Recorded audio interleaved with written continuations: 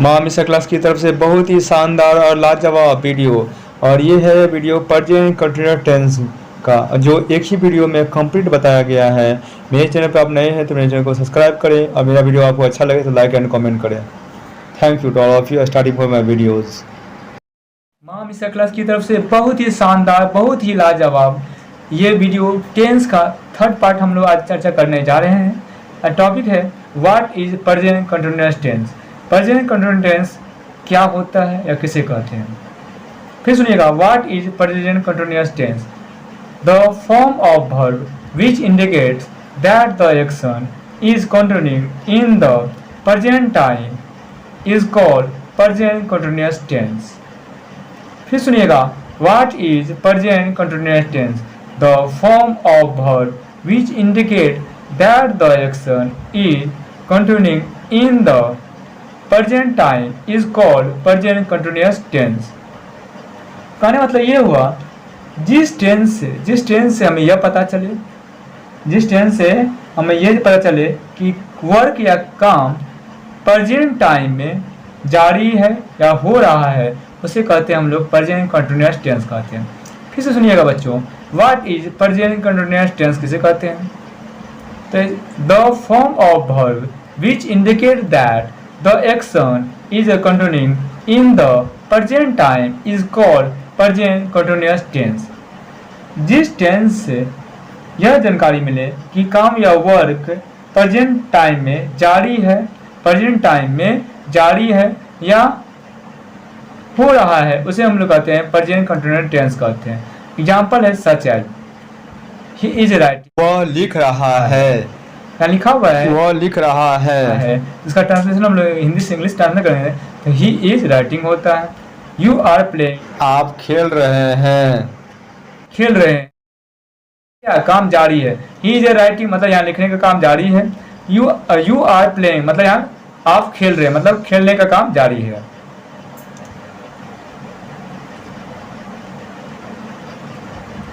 बच्चों नोट 1 में देखते हैं, प्रेजेंट कंटिन्यूअस टेंस का दूसरा नाम प्रेजेंट इम्परफेक्ट टेंस होता है। प्रेजेंट कंटिन्यूअस टेंस का दूसरा नाम प्रेजेंट इम्परफेक्ट टेंस होता है। आपसे पूछ सकते हैं कि प्रेजेंट कंटिन्यूअस टेंस का दूसरा नाम क्या होता है, इसका नाम होता है प्रेजेंट इम्परफेक्ट टेंस होता है। अब चलते हैं, हम कैसे पहचानेंगे कि ये सेंटेंस प्रेजेंट कंटिन्यूअस टेंस का है। तो इसके लिए सेकंड नोट हम देखते हैं, जिस हिंदी वाक्य में या जिस हिंदी सेंटेंस के वर्ब या क्रिया के अंत में रहा हूँ, रही हूँ, रहा है, रही है, रहे हो, रहे हैं आदि रहे पर समय सूचक शब्द या तक नहीं रहे, तो वो वाक्य कहलाता है बच्चों प्रेजेंट कंटिन्यूअस टेंस का सेंटेंस होता है। फिर से सुनिएगा, जिस हिंदी सेंटेंस के वर्ब या क्रिया के अंत में रहा हूँ, रही हूँ, रहा है, रही है, रहे हो, रहे हैं आदि रहे पर समय सूचक शब्द या तक नहीं रहे, तो वो क्या कहलाता है प्रेजेंट कंटिन्यूअस टेंस का वो सेंटेंस होता है।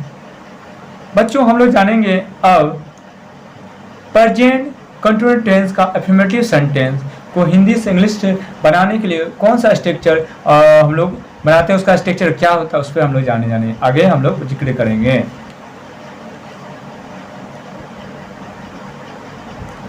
बच्चों यहाँ पे हम लोग देख रहे हैं प्रेजेंट कंटिन्यूअस टेंस का अफर्मेटिव सेंटेंस के लिए स्ट्रक्चर होता है subject plus am is are plus verb का चौथा फॉर्म प्लस ऑब्जेक्ट। फिर सुनिएगा, प्रेजेंट कंटिन्यूअस टेंस का अफर्मेटिव सेंटेंस के लिए स्ट्रक्चर होता है subject plus am is are plus verb का चौथा फॉर्म प्लस ऑब्जेक्ट। ऑब्जेक्ट हो भी सकता है, नहीं हो सकता है, सेंटेंस पे डिपेंड होता है। फिर सुनिएगा, प्रेजेंट कंटिन्यूअस टेंस का अफर्मेटिव सेंटेंस के लिए स्ट्रक्चर होता है subject plus am is are plus verb का चौथा फॉर्म प्लस ऑब्जेक्ट। सेंटेंस में ऑब्जेक्ट रहेगा तो लिखा जाएगा, तो नहीं लिखा जाएगा। अब देखिए क्या है, फिर सुनिएगा, प्रेजेंट कंटिन्यूअस टेंस के अफर्मेटिव सेंटेंस के लिए स्ट्रक्चर होता है सब्जेक्ट के अनुसार एम इज आर का प्रयोग करते हैं, प्लस में वर्ब का चौथा फॉर्म यूज करते हैं और ऑब्जेक्ट लिखते हैं भी नहीं लिखते। जब कोई सवाल में सेंटेंस में रहेगा ऑब्जेक्ट लिखने के लिए तो लिखेंगे। फिर से मैं अच्छे से रीड कर रहा हूँ, अब ध्यान से सुनिएगा। प्रेजेंट कंटिन्यूअस टेंस का एफर्मेटिव सेंटेंस के लिए स्ट्रक्चर होता है subject plus am is are plus V4 plus object. मतलब सब्जेक्ट के अनुसार हम लोग सब्जेक्ट जो आई रहेगा तो एम का यूज होगा, सब्जेक्ट यू रहेगा तो आर का यूज होगा, सब्जेक्ट वी या दे रहेगा तो आर का यूज होगा, subject he see it name रहेगा तब इज का यूज होगा। उसके बाद हम लोग वर्ब का चौथा फॉर्म लिखते हैं। सेंटेंस में ऑब्जेक्ट रहेगा तो लिखाएगा तो नहीं लिखाएगा। यहाँ सब्जेक्ट में हमारा आई के साथ हम लोग एम का यूज करेंगे। सब्जेक्ट मेरा है यू तो यू के साथ हम लोग आर का यूज करेंगे। वी है सब्जेक्ट मेरा तो वी के साथ हम लोग आर का यूज करते हैं। दे है मेरा सब्जेक्ट, दे के साथ हम लोग आर का यूज करते हैं हेल्पिंग वर्ब। ही मेरा सब्जेक्ट रहेगा तो हेल्पिंग वर्ब इज लगेगा। सी मेरा सब्जेक्ट रहता है तो हेल्पिंग वर्ब इज आता है।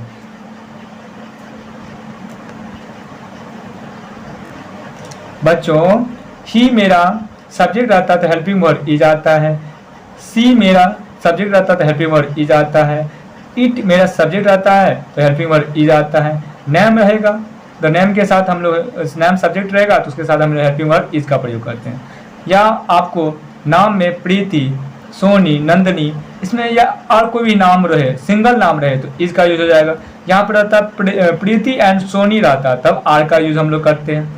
जैसे यहाँ पे फिर से मैं एक बार जिक्र करने जा रहा हूँ, प्रेजेंट कंटिन्यूअस टेंस में एफर्मेटिव सेंटेंस के लिए स्ट्रक्चर होता है subject plus am is are plus verb का चौथा फॉर्म प्लस ऑब्जेक्ट।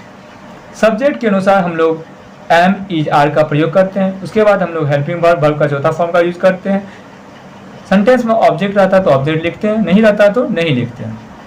जैसे मैं यहाँ पे है सेंटेंस सच आज मैं खा रहा हूँ तो मैं सब्जेक्ट यहाँ मेरा क्या है मैं का इंग्लिश क्या होता है आई। तो आई के साथ बच्चों क्या लगाते हैं हम लोग एम लगाते हैं। तो मैं लिखूंगा इसका सेंटेंस बनाऊंगा हिंदी से इंग्लिश ट्रांसलेट करूंगा तो क्या लिखूंगा आई एम क्या कर रहा हूँ मैं खा रहा हूँ। तो ये खाना का क्या होता है ईट होता है। वर्ब का चौथा फॉर्म क्या होता है ईटिंग हो जाएगा। इसका फिर हम लोग मैं खा रहा हूँ हिंदी से इंग्लिश ट्रांसलेशन करेंगे तो क्या लिखाएगा बच्चों आई एम ईटिंग लिखाएगा।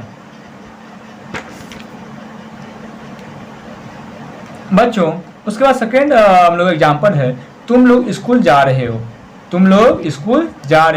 तो यहाँ क्या होता है तुम लोग मेरा सब्जेक्ट है, तुम लोग क्या मेरा यह सब्जेक्ट है, तुम लोग का इंग्लिश होता है यू। तो यू के साथ बच्चों हम लोग लगाते हैं आर।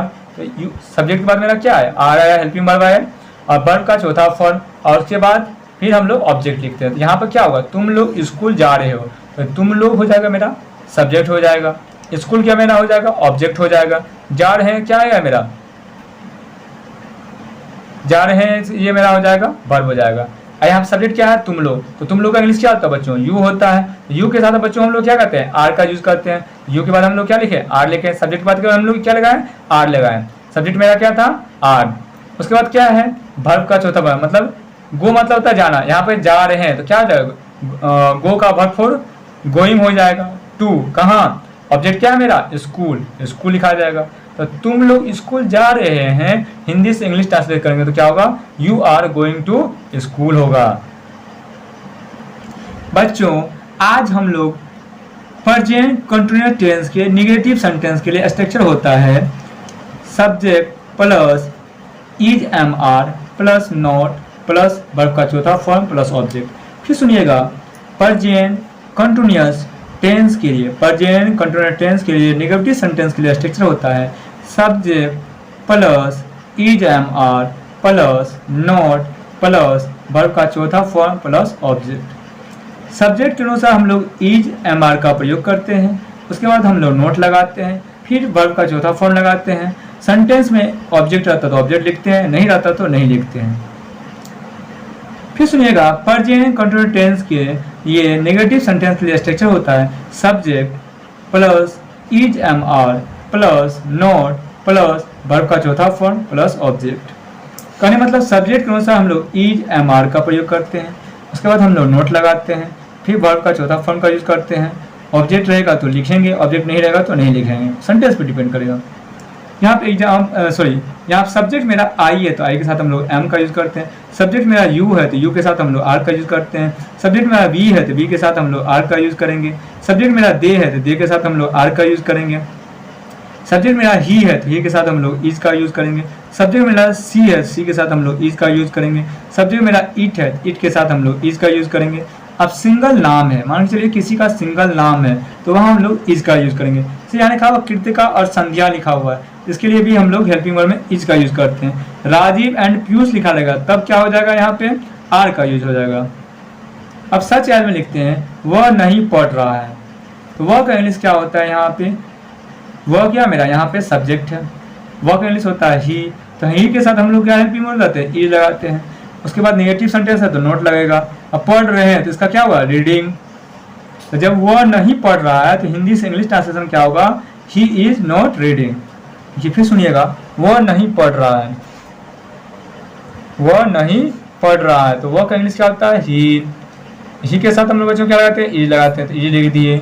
उसके बाद क्या आता है, स्ट्रक्चर के बाद नोट लगेगा, नहीं का नोट आएगा। पढ़ रहा है, तो वो पढ़ रहा का इंग्लिश क्या होता है, रीडिंग।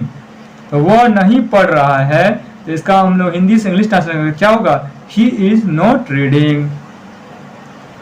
दूसरा एग्जाम्पल है, मैं झूठ नहीं बोल रहा हूँ, तो मैं का इंग्लिश क्या होता है बच्चों, आई होता है। आई जब सब्जेक्ट आता है उसका साथ क्या लगता है, एम लगता है, तो आई के बाद हम लोग क्या लगाएंगे, एम लिखेंगे। मैं झूठ नहीं बोल रहा हूँ, तो आई मेरा सब्जेक्ट है, आई के साथ क्या लगेगा, एम लगेगा। उसके बाद क्या आता है, नोट आता है। यहाँ पर क्या काम कर रहा है, बोलने का काम कर रहा है, तो बिफोर क्या होगा, टेलिंग होगा। और ऑब्जेक्ट में क्या है, झूठ, झूठ का क्या आता है, अलाय। तो मैं झूठ नहीं बोल रहा हूँ, इसको हिंदी से इंग्लिश ट्रांसलेट करेंगे तो क्या होगा, I am not telling a lie. बच्चों, प्रेजेंट कंटीन्यूअस टेंस के लिए इंट्रोगेटिव सेंटेंस के लिए स्ट्रक्चर होता है am is are plus subject plus verb का चौथा फॉर्म प्लस ऑब्जेक्ट फिर क्वेश्चन मार्क। फिर सुनिएगा, प्रेजेंट कंटीन्यूअस टेंस के इंट्रोगेटिव सेंटेंस के लिए स्ट्रक्चर होता है am is are plus subject plus verb का चौथा form plus object plus question mark.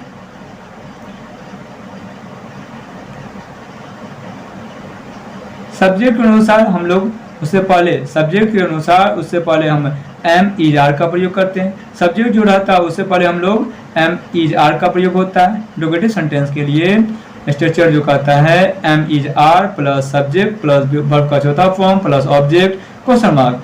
कहने मतलब सब्जेक्ट के अनुसार हम लोग एम इज आर का प्रयोग करते हैं, फिर हम लोग सब्जेक्ट लिखते हैं, फिर वर्ब का चौथा फॉर्म, फिर ऑब्जेक्ट, फिर हम लोग क्वेश्चन मार्क लगाते हैं। ये होता है interrogative sentence present continuous tense के लिए।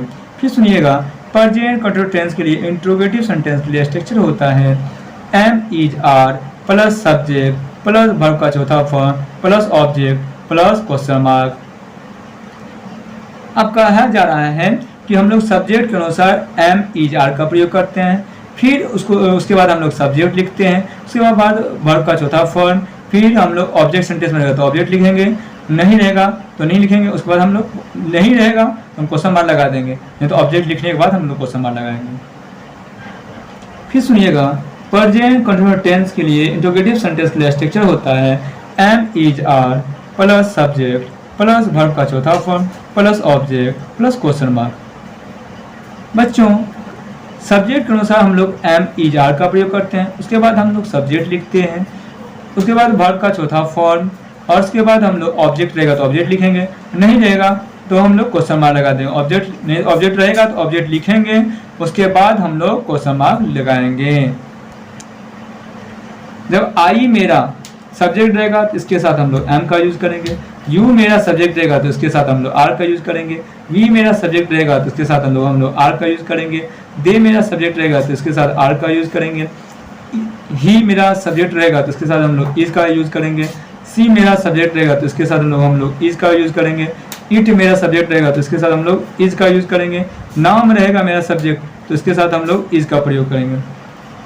नाम में जैसे सिंगल में अनुष्का या परी नाम रहे तो हम लोग तब इज का प्रयोग करेंगे, या यहाँ पर रवि किशन एंड नीतीश रहे नाम में तो हम लोग, यहाँ ध्यान से देखिएगा, जब अनुष्का परी रहे, अनुष्का और परी नाम रहे, अनुष्का या परी में से कोई एक नाम रहे तब हम लोग इज का यूज करेंगे। इसकी जगह पर कोई और दूसरा भी नाम हो सकता है, बट अनुष्का या परी में से कोई एक नाम रहेगा तो हम लोग इज का यूज करेंगे। रवि किशन एंड नीतीश दोनों नाम एक साथ रहे तो हम लोग आर का यूज करेंगे। लिखा हुआ सच है, जो एग्जाम्पल दिया हुआ है यहाँ पे, क्या तुम पढ़ रहे हो, क्या तुम पढ़ रहे हो, यहाँ पे लिखा हुआ है एग्जाम्पल, क्या तुम पढ़ रहे हो। भैया यहाँ पे सब्जेक्ट मेरा क्या है, तुम है, तो तुम का इंग्लिश क्या होता है, यू, तो यू का साथ हम लोग क्या लगाते हैं बच्चों, तो यू के साथ हम लोग आर लगाते हैं, तो पहले आर लिखेंगे, उसके बाद मेरा सब्जेक्ट लिखाएगा, और हम क्या काम कर रहे हैं, पढ़ रहे हो, मतलब तो यहाँ क्या होगा, रीडिंग लिखाएगा। इसका हिंदी से इंग्लिश ट्रांसलेशन करेंगे, क्या तुम पढ़ रहे हो, तो इसका ट्रांसलेट बनेगा हिंदी से इंग्लिश में, are you reading. Next example है, क्या वह पत्र लिख रही है। यहाँ मेरा सब्जेक्ट क्या है, ही, वह है, तो वह लिख रही है, तो यहाँ पर रही है ना, तो वह के लिए यहाँ स्त्रीलिंग बात हो रहा है सेंटेंस में, तो हम लोग सब्जेक्ट मेरा हमारा क्या हो जाएगा, सी हो जाएगा। तो सी के साथ हम लोग बच्चों क्या करते हैं, इज, तो सब्जेक्ट से पहले क्या लिखाएगा, इज लिखाएगा, उसके बाद क्या लिखाएगा, सी लिखाएगा। सब्जेक्ट से पहले क्या लिखाएगा बच्चों, इज लिखाएगा, उसके बाद मेरा सब्जेक्ट क्या है, सी है, और उसके बाद मैं क्या काम करना है, तो लिखने का काम करना है। तो यहाँ पे वर्ब का चौथा फॉर्म क्या होता है, राइट का राइटिंग हो जाएगा, और ऑब्जेक्ट क्या है, पत्र है, और लेटर, उसके बाद हम लोग क्वेश्चन मार्क लगा देंगे।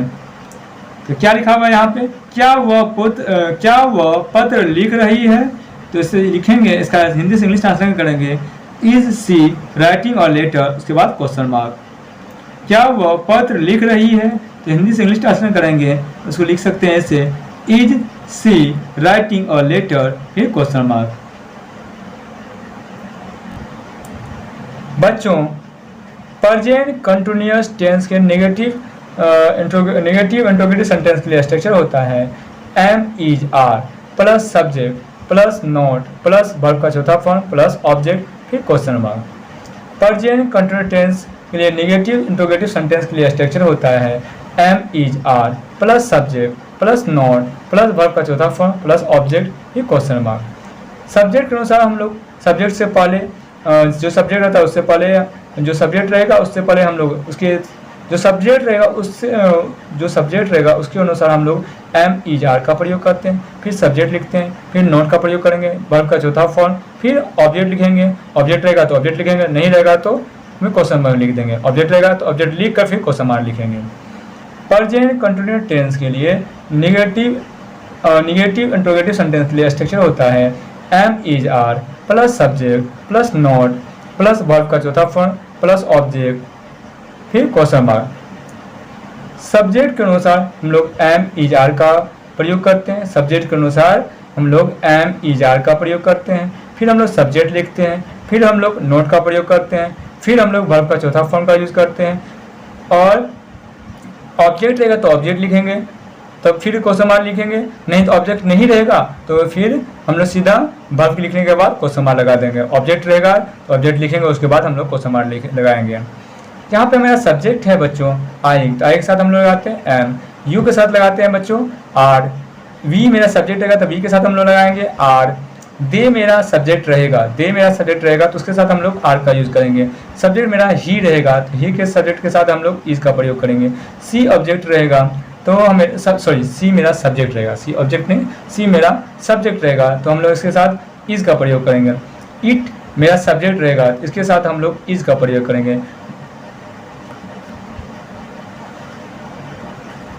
बच्चों इट मेरा सब्जेक्ट रहेगा इसके साथ हम लोग इज का प्रयोग करेंगे, नाम सिंगल नाम रहेगा तो इसके साथ हम लोग इज का प्रयोग करेंगे, आदर्श या यश ये दोनों में से एक नाम रहेगा तब हम लोग इज का प्रयोग करेंगे, आदर्श या यश में से किसी और ये दोनों में से किसी एक किसी का नाम रहेगा, बॉय का नाम रहेगा तब हम लोग इज का प्रयोग करेंगे।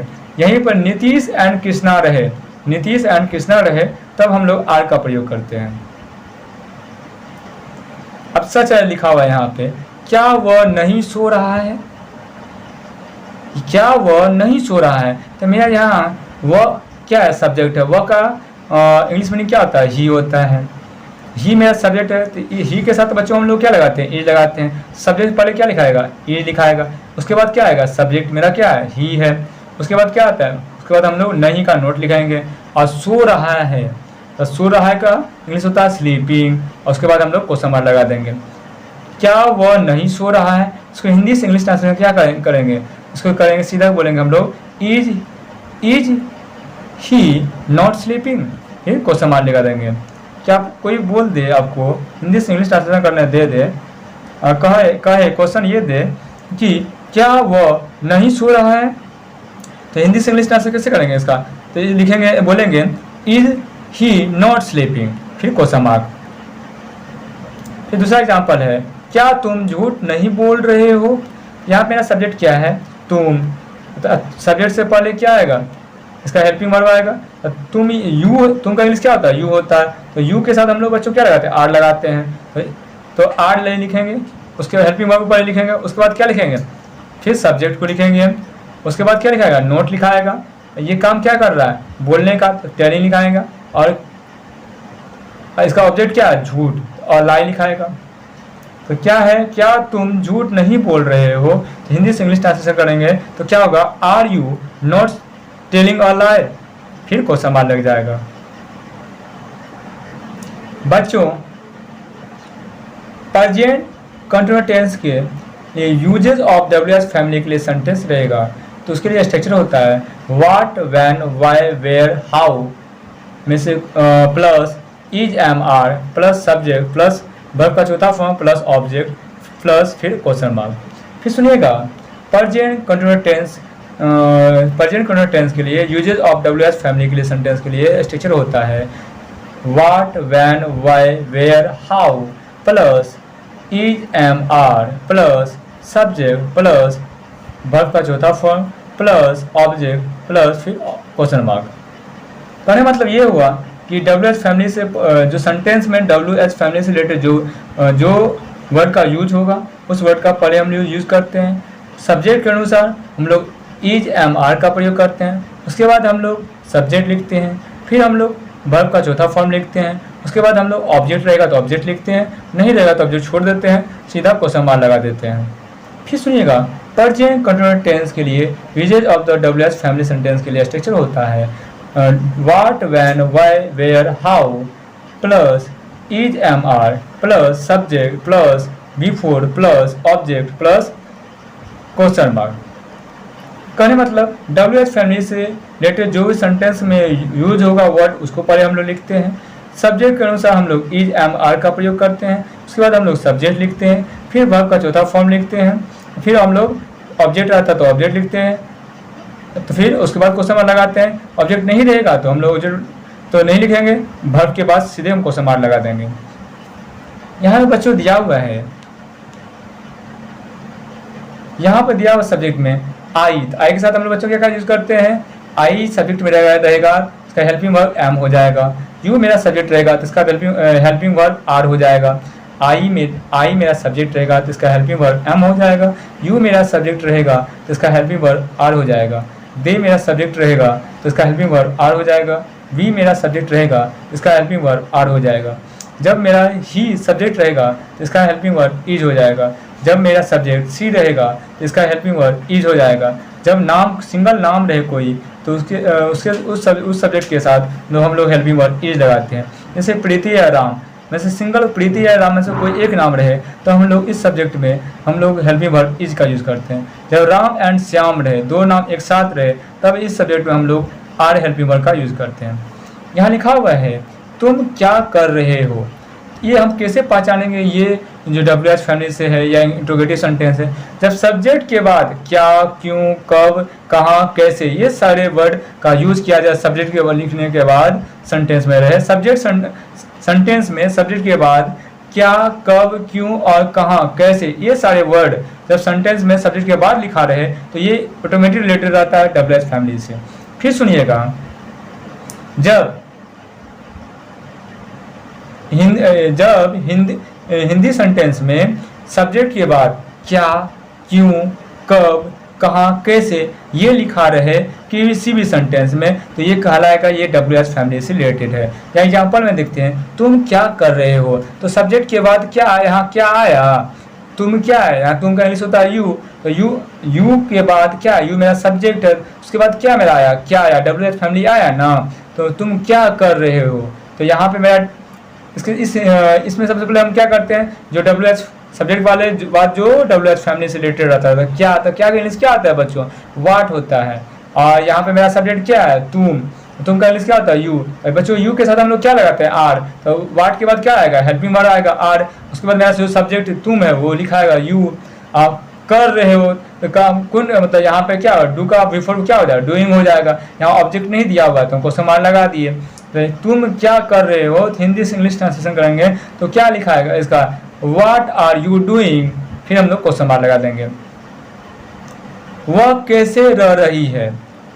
अब मेरा यहाँ सब्जेक्ट क्या है, ही है, नहीं ही नहीं सी है, रही नहीं हो गया, वह कैसे रह रही है। ये मतलब यहाँ पे देखिए वर्ब में रही लग गया, तो ये कर रहा है, ये क्या है, फीमेल जेंडर को इंडिकेट कर रहा है। तो वह तब क्या मेरा सी हो जाएगा, वह कैसे रह रही है। तो यहाँ पे वह का क्या हो जाएगा, सी हो जाएगा। अब सब्जेक्ट के बाद क्या है, कैसे। आप देखिए क्या है, सबसे पहले हम लोग जब WH फैमिली से रिलेटेड सेंटेंस में यही होता है कि वो सब्जेक्ट के बाद आता है। यहाँ हिंदी में लिखा रहेगा सेंटेंस, तो वह कैसे रह रही है, तो यहाँ पे क्या है, सब्जेक्ट के बाद कैसे आया, तो ये ऑटोमेटिक क्या है, WH फैमिली से रिलेटेड है। ये इंडिकेट करता है कि ये WH फैमिली से रिलेटेड रखता है। कैसे हम जानेंगे, वह कैसे रह रही है। तो यहाँ पे हम देखिए क्या है, सब्जेक्ट के बाद कैसे आया, तो कैसे का इंग्लिश होता है हाउ। ये क्या है, WH फैमिली से रिलेटेड इंडिकेट कर रहा है। तो यहाँ पे मेरा वह का इंग्लिश मीनिंग क्या होगा, सी होगा, क्या होगा, सी होगा।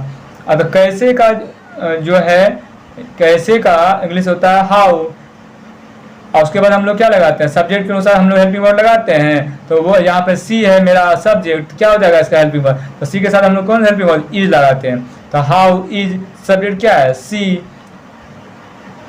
रह रही हो, तो रही क्या होता है बिफोर में, तो लिविंग हो जाए, लिव मतलब रहना होता है, उसका बिफोर क्या होगा, लिविंग हो जाएगा। फिर हम लोग क्वेश्चन मार्क लगा देंगे।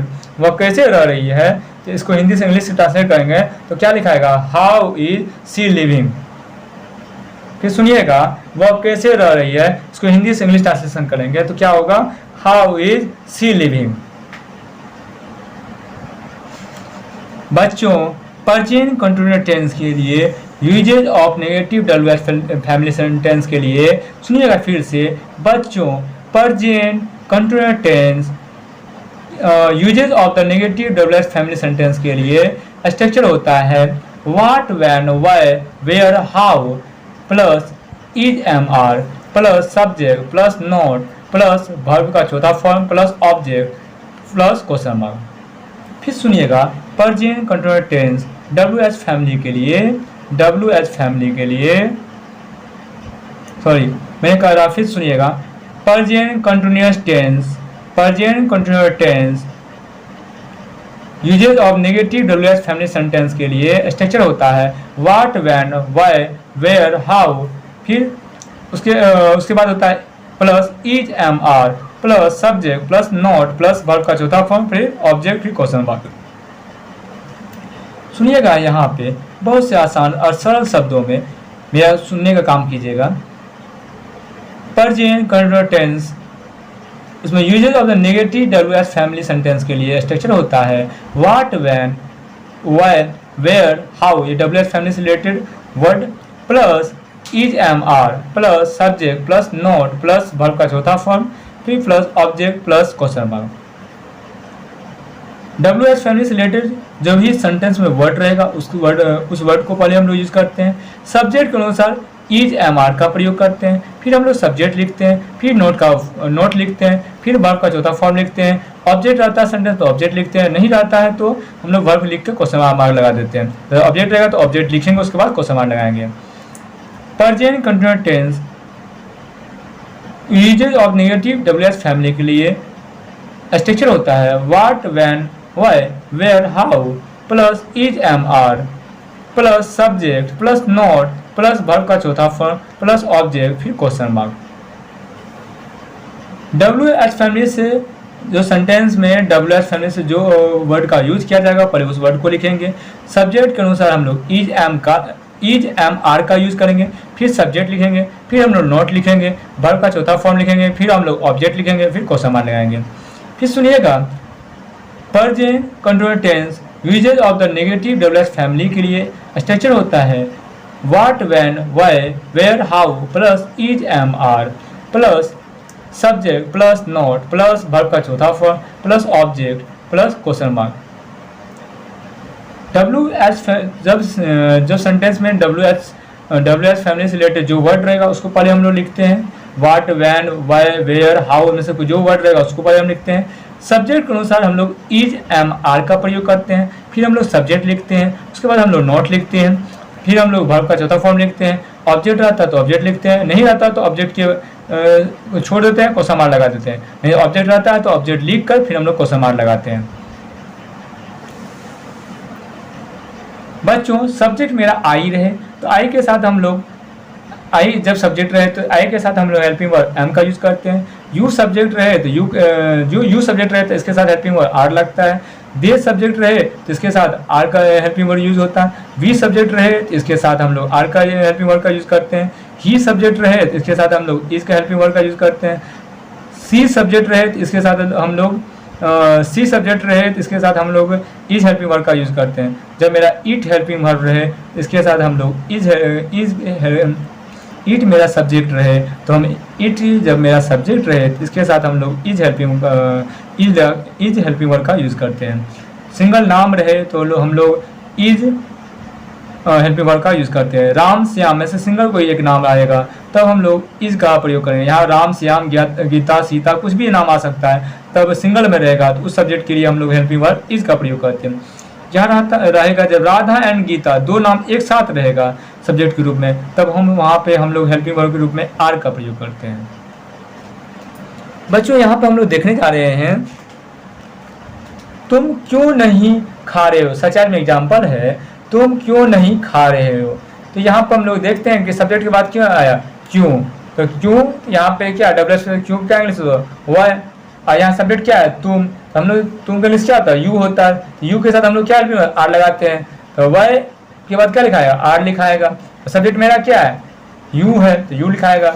नहीं क्या होता है नॉट। हम क्या काम कर रहे हैं खा रहे हो, क्या कोई काम नहीं कर रहे हैं यहाँ पे, नहीं खा रहे हो वर्क मेरा कहीं यहाँ पे क्या नहीं कर रहे हैं हम लोग खा रहे हो लगा मुरादा। तो ईट मतलब खाना होता है, ईट का वर्ब का चौथा फॉर्म क्या होता है ईटिंग हो जाएगा। उसके बाद हम लोग क्या करेंगे क्वेश्चन मार्क लगा देंगे। इसका तुम क्यों नहीं खा रहे हो इस सेंटेंस के लिए हिंदी से इंग्लिश करने के लिए हम लिखेंगे इसे why are you not eating, फिर क्वेश्चन मार्क लगा देंगे। फिर यहाँ लिखा